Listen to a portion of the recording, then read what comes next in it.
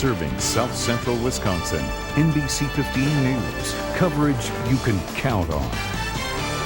And today has been an absolute tragedy on more than just this issue. Since Columbine, schools and law enforcement and others have worked together to prepare for this tragedy should it occur.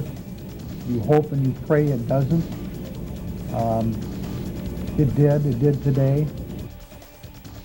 Good evening and thanks so much for joining us tonight. I'm Becky Hillier. And I'm John Stofflet. We begin tonight with very sad news out of Sauk County. At 3:30 this afternoon, Weston High School principal John Klang passed away during surgery after being shot 3 times by a student. And his family says they are deeply grateful for the outpouring of support from the community.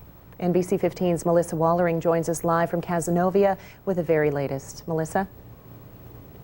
Becky, John, in less than an hour, Weston High School students would have been celebrating their homecoming. Instead, this school of about 110 was sent home after a 15-year-old opened fire shortly after 8 a.m. As students inside Weston High School started their morning with the Pledge of Allegiance, one of their own entered armed with a shotgun. One of the teachers confronted him by the office, and when that happened, he said he was here to kill somebody. Dave Thompson, a custodian of 23 years, and a social studies teacher were the only ones in the school's entrance when the freshman walked in. How was he holding it? He had it like this. Did he look like he was about to fire? Was he still walking when you encountered him? No, he was standing, and then when the teacher asked him what he was doing with the gun in school, he basically stuck the gun barrel towards his face. How close do you think he was to shooting? I think he was going to do it. Thompson grabbed the barrel of the gun, wrestled it away, and ran outside, but the student was concealing another handgun under his clothing.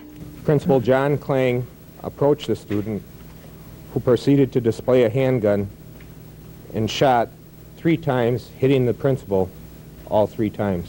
Students heard the shots from inside their classrooms. We ran to the back of the room, hiding behind tables and stuff. Teachers were out in the hall yelling. The shooter was disarmed partially by the custodian and by other staff and students. The shooter was pinned down and taken into custody by Sauk County Sheriff's deputies.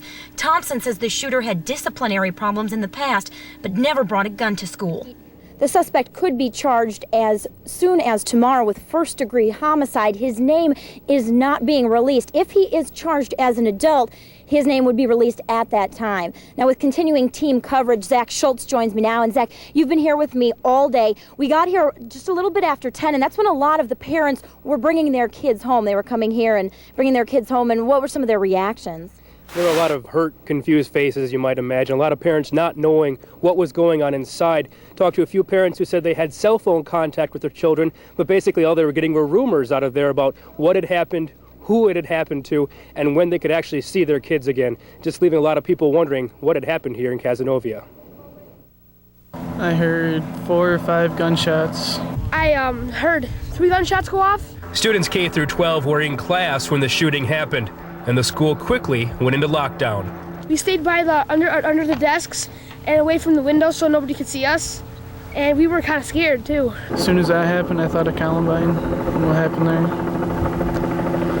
We were all freaked out. We didn't know what to think. David and Jean's daughter is a junior at Weston High School. She was in the office when it happened. Yeah, she called when it happened on a cell phone. They never imagined school violence could come to Weston High School. Things like this happen in the big city, but you would never ever dream that it would happen in a rural setting like this. David and Jean say their faith will help them and their daughter through this.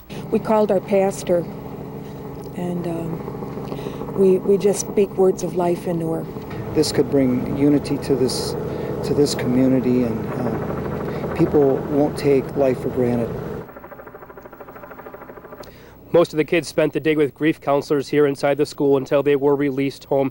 There is no school Monday. It's already being canceled, and instead there will be grief counselors available for the kids to come back on Monday. Now tonight at 8 o'clock there is a vigil that has been scheduled for the football field just behind the school, and they'll have some pastors, they'll have some kids to come together. It's very impromptu.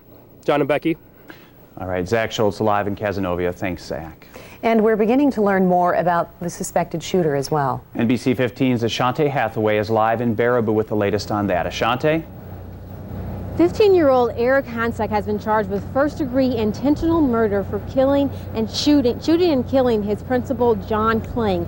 That means he could serve up to life in prison. Hainstock is at a Sauk County jail right now and will remain there until his court appearance on Monday.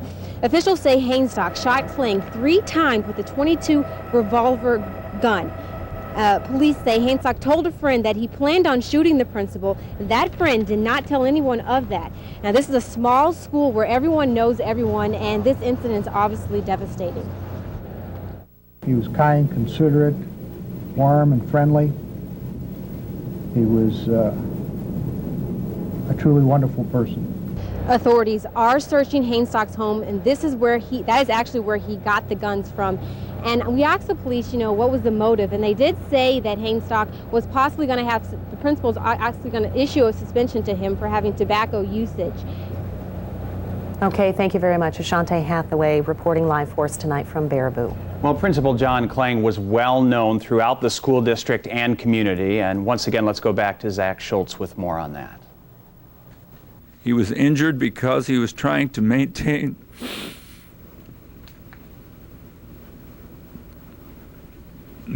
control and protect the students and staff at Weston.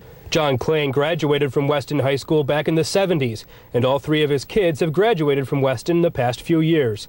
Klang was a local farmer and spent more than 20 years on the school board before he got his administrator's license. He started as the athletic director and moved up to principal of the entire K-12 school. He was currently in training to become superintendent of the whole district and was due to take over that job next year. The man who was training him for that role read a statement from the staff earlier today. We are praying for his recovery.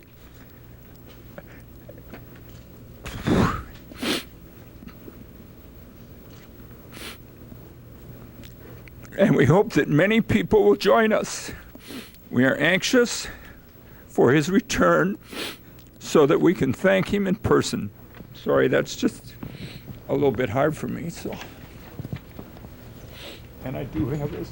Well, sadly, Principal John Klang did die during surgery at 3:30 this afternoon of multiple gunshot wounds at UW Hospital. And this is hard to believe, but residents of Cazenovia are dealing with even more heartbreak tonight. That's right. Just before the shooting at Weston High School this morning, a 16-year-old student was killed in a car crash.